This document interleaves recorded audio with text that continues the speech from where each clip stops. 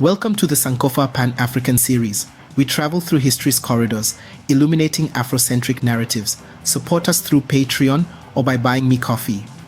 Your subscription is a great start, but do hit the bell for notifications so you know when we have new episodes. Share our videos and visit our website sankofastorybooks.com for stories, biographies, Afrocentric nursery rhymes, and other resources for children.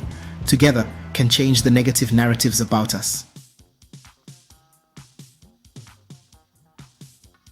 The Lobito Corridor, a rejuvenated railway and trade route spanning Angola, the Democratic Republic of Congo, and Zambia, has ignited global interest, promising to connect the mineral-rich interior of Africa with the Atlantic port of Lobito. This project is seen as a game-changer for regional trade. Yet, beneath the optimism lies a familiar pattern. Africa's resources are extracted and exported, benefiting external powers while local economies and ecosystems remain at risk. The Lobito Corridor exemplifies the geopolitical tug-of-war between the United States and China. The US-backed consortium aims to reduce Africa's reliance on China, which has invested heavily in infrastructure. For Washington, the corridor is a strategic move to secure access to critical minerals. China, meanwhile, funds large-scale projects to strengthen its control over supply chains. This competition underscores Africa's role as a resource battleground.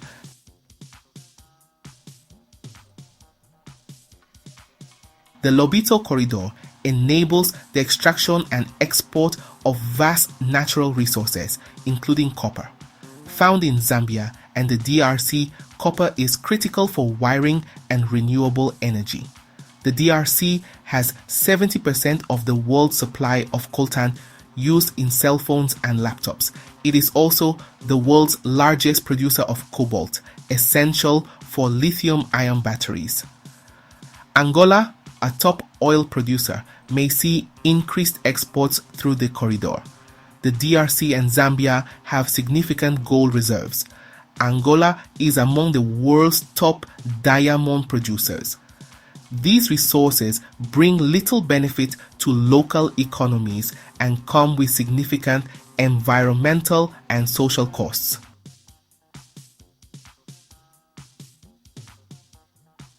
Who benefits from the unequal stakes of the Lobito Corridor? Despite promises of regional development, the Lobito Corridor largely serves external interests.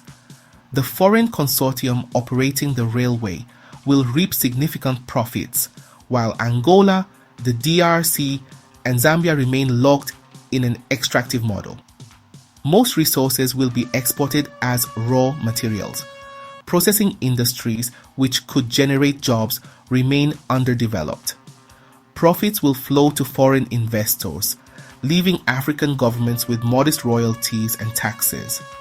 Mining activities will exacerbate deforestation, water pollution, and habitat destruction.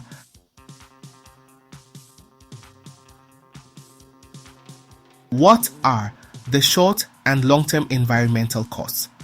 The Lobito Corridor poses significant environmental risks.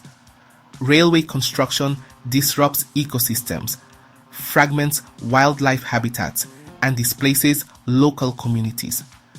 The corridor increases deforestation, soil erosion, and water contamination. In the long term, it facilitates large-scale mining and resource extraction. Mining activities lead to environmental degradation, including clearing forests, reducing biodiversity, and contaminating water sources.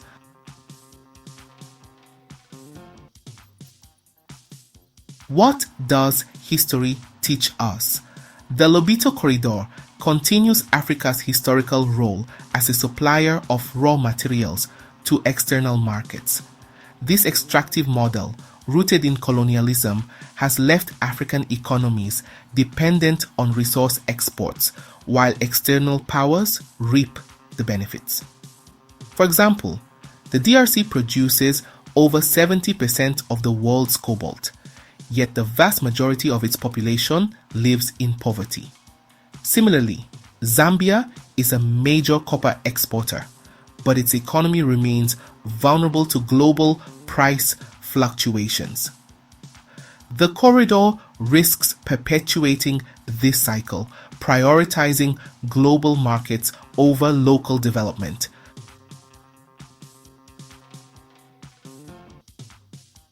How do we rethink development? What is the path forward for Africa? African nations must adopt a model emphasizing local value addition and sustainability. Key strategies include establishing local industries along the Lobito Corridor, producing batteries in the DRC instead of exporting raw cobalt, strengthening trade within Africa through AfCFTA. Governments must ensure profits are reinvested locally. Transparency in resource governance is essential. Investing in agriculture, technology, and renewable energy will provide stable and inclusive growth. The Lobito Corridor is a microcosm of Africa's broader challenge. Africa must leverage its vast resources for its people, not external powers.